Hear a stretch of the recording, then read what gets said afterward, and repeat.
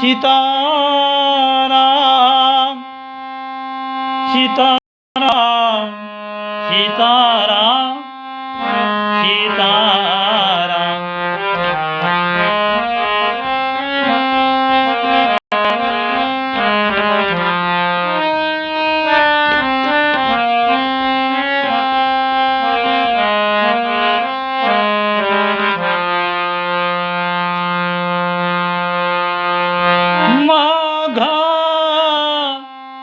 मकर गत रवि जब होई तीर्थपति आव सब कोई। माघ मकर गत रवि जब होई तीर्थपति आव सब कोई। प्रत्येक बছর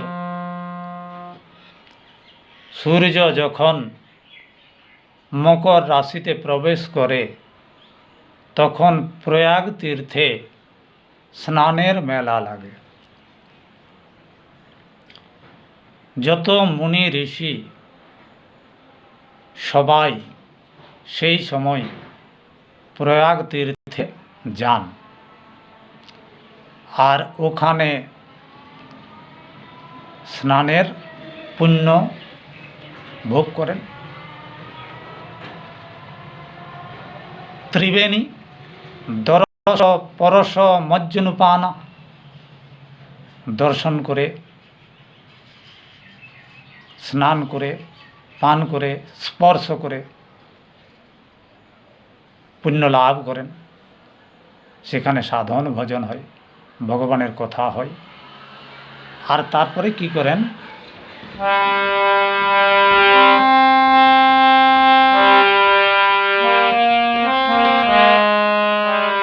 এই প্রকার ভরি মাঘ নাহি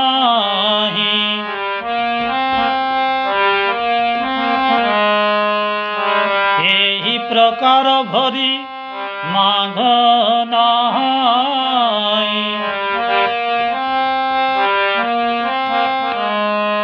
এইরকম ভাবে পুরো মাঘ মাস সবাই স্নান করেন। তুলসীদাস গোস্বামী এক বছরের ঘটনা বলছেন, একবারের ঘটনা বলছেন।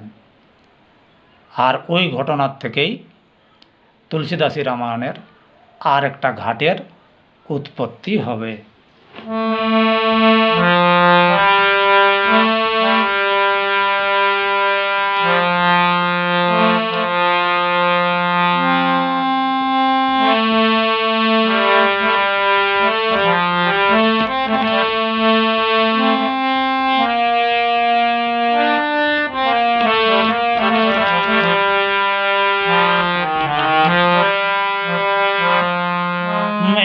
बोलो राम तुम भी बोलो ना।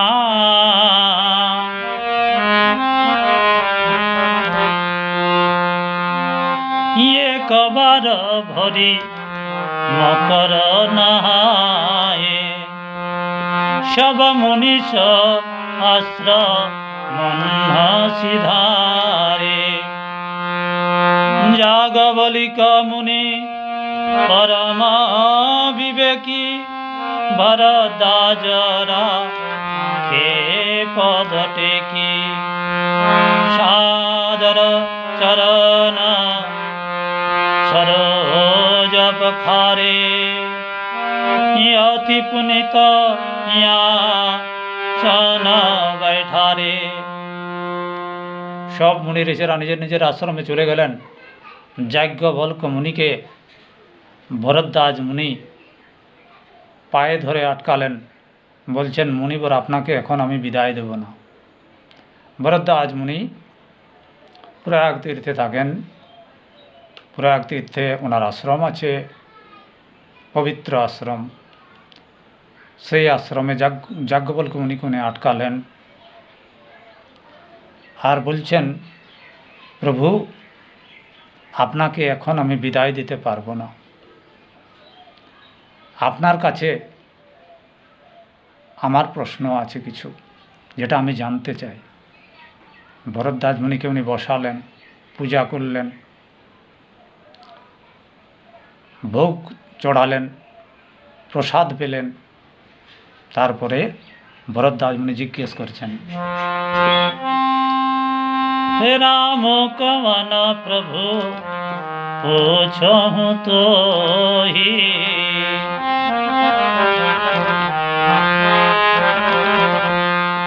राम कवन प्रभु पूछहु तो ही, कहिया बुझाई कृपा निधि मोहि, कहिया बुझाई कृपा निधि मोहि।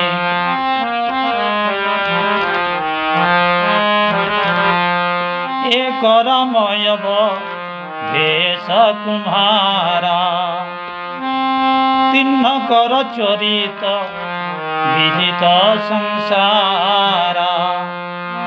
नारी विरह दुख लहे अपारा, भये रसुरन रावण मारा। রামকে ভরদ্বাজ মুনি প্রশ্ন করছেন, আমাকে বলে বুঝান। আমিও জানি, জগৎ জানে, রাম দশরথ রাজার ছেলে, আর উনার চরিত্র কথা তিন্ন করে চরিত বিদিত সংসার, সংসারের লোকে ওনার লীলাটা জানে। নারী বিরহ দুঃখ লহেও পার। রাক্ষসরাজ রাবণ সীতা হরণ করেছিলেন, আর সেই কারণে রাবণকে উনি বধ করেছিলেন। তো বলছেন সেই রাম আর যার কথা শোনা যায় পরম ব্রহ্ম ভগবান, তারা দুজন না একই। যেমন মা পার্বতী শিবজিকে প্রশ্ন করেছিলেন, ভরদ্বাজ মুনি তেমনি প্রশ্ন করছেন, আর উনি যে জবাবটা দিচ্ছেন সেটাই রামায়ণ। এটা হলো দ্বিতীয় ঘাট। পরবর্তীতে আপনাদেরকে তৃতীয় ঘাটের কথা বলবো। রাম নাম বলো রসনা,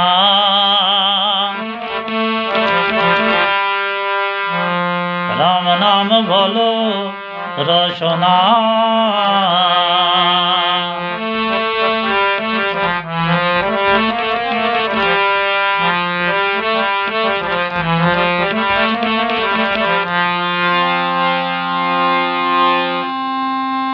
गयौ गरुड़ जहाँ बसई भुसुंडा, मोतिय कुंठ हरि भगति खंडा। राम नाम बोलो रसना, राम नाम बोलो रसना। देखी शैल प्रसन्न मन भयो माया मोह, सोचो सब गए राम नाम बोलो रसना।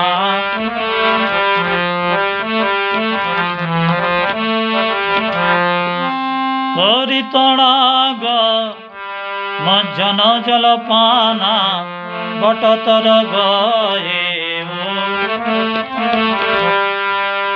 हृदय हरसाना। राम नाम बोलो रसना, राम नाम बोलो रसना। গরুড়জি মহারাজ ভ্রমে পড়েছেন, মোহরোগ হয়েছে, রোগ কোথাও সারল না। গরুড়জি মহারাজ নারদ মুনির নির্দেশ পেয়ে উনি ভগবান শ্রীরামচন্দ্র যখন লঙ্কা কাণ্ডে ছিলেন, লঙ্কাকাণ্ড যখন চলছিল,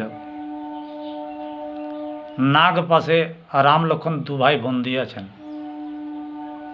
সেই সময় গরুড়জি ওখানে পৌঁছেছিলেন। গরুড়জি গিয়ে রাম লক্ষ্মণ দু ভাইকে নাগ পাশ থেকে মুক্তি দিয়েছিলেন। আসার পথেই গরুড়জির রোগ হলো। গরুড়জি ভাবতে লাগলেন, আমি যদি কাউকে রক্ষা করি, অর্থাৎ রাম আর লক্ষ্মণ, এদেরকে তো আমি বাঁচালাম, তাহলে এরা কিসের ভগবান, রাম কিসের ভগবান? এই সন্দেহ ঢুকে গেল, এই ভুল ধারণা ঢুকে গেল। আর যদি ভগবান হন রামজি, তাহলে তো আমি তার থেকেও বড়। এই থেকে ওনার রোগ হলো। উনি শিবজির কাছে গেলেন, সমস্যা শুনলেন। তার আগে উনি ব্রহ্মাজির কাছে গেছিলেন, ওনারা কেউ সমাধান বলে দিলেন না। ব্রহ্মাজি তো বললেন এর সমাধান আমার কাছে নেই। শিবজির কাছে যখন গেলেন তখন শিবজি বলছেন, আমার সমাধান যদিও আছে, তবে এখন আমি কৈলাসে থাকবো না, আমি বাইরে যাচ্ছি, তুমি কাক ভূষণ্ডীজের কাছে যাও। তারপর পক্ষীরাজ, পাখির রাজা, যেতে বলছেন চণ্ডাল পাখির কাছে। শিবজি বলছেন, না, তুমি ওখানেই যাও। দুটা উদ্দেশ্য, একটা হলো অহংকারটা যাবে, আর রাজাকে প্রজার কাছে যেতে হবে, আর রাম ভক্তি পাবে, রাম কথা শুনতে পারবে। সেই গরুড়জি আরেকটা কারণে শিবজি পাঠালেন, বলছেন খগ বুঝহি খগ হিকে ভাষা, পাখি পাখির ভাষা বুঝতে পারে। তাহলে উনি গরুড়জি নীলগিরিতে যাচ্ছেন। তো নীলগিরি লোকেশন যেটা, এখন যেটাকে আমরা নীলগিরি বলে জানি, তার সাথে তুলসীদাসজি যে নীলগিরি আশ্রমের কথা বলেছেন সেটা মেলানো ঠিক না। এমনিতে কবিদের লেখা কোনো সময় কোনো স্থানের কথা যদি ওনারা উল্লেখ করেন, তাহলে সেটা কবির কল্পিত স্থানও হতে পারে, কিংবা বাস্তবেও তার অস্তিত্ব থাকতে পারে। তাই কাকভূষণ্ডীজি যে নীলগিরি পর্বতে ছিলেন, সেটা কাল্পনিক না এমনি বাস্তবে বিরাজ করে, সেটা খুঁজতে যাওয়া ঠিক না। আপনি ভেবে নিতে পারেন এটা কবি কল্পিত জায়গা। ওখানে নীলগিরির আশ্রমে কাকভূষণ্ডীজি সব সময় রাম কথা বলেন। অত্যন্ত পবিত্র জায়গা। 4টা পাহাড়, 4টা চূড়া আছে। একটাতে উনি পূজা করেন, একটাতে হোমযজ্ঞ করেন, একটাতে কথা প্রবচন করেন, আর মাঝে একটা সরোবর আছে। ওইখানে যত অনেক সময় দেবতারাও যান, শিবজিও গেছিলেন এখানে। আর ওখানে গিয়ে পাখির বেশ ধারণ করে কাকভূষণ্ডীজির মুখ থেকে রাম কথা শ্রবণ করেন। তো সেইখানে গরুড়জি গেছিলেন ওনার ওই রোগ নিয়ে, মোহরোগ নিয়ে। আর ওখানেও তুলসীদাসী রামায়ণের আর একটা ঘাট। এই 3 ঘাটের কথা একসাথে আমি বলতে পারলাম না, কারণ আপলোড করতে সমস্যা হয়। আলাদা আলাদা করে 3 ঘাটের কথা বললাম। আর 4র্থ ঘাট হলো তুলসী ঘাট, যেখানেই তুলসীদাসী রামায়ণের পাঠ প্রবচন হয়। এটা জঙ্গম, চলতা ফিরতা, যেখানেই সৎসঙ্গের আসর হয় সেটাই হলো তুলসী ঘাট। প্রণাম নেবেন, ভুল ত্রুটি ক্ষমা করে দেবেন।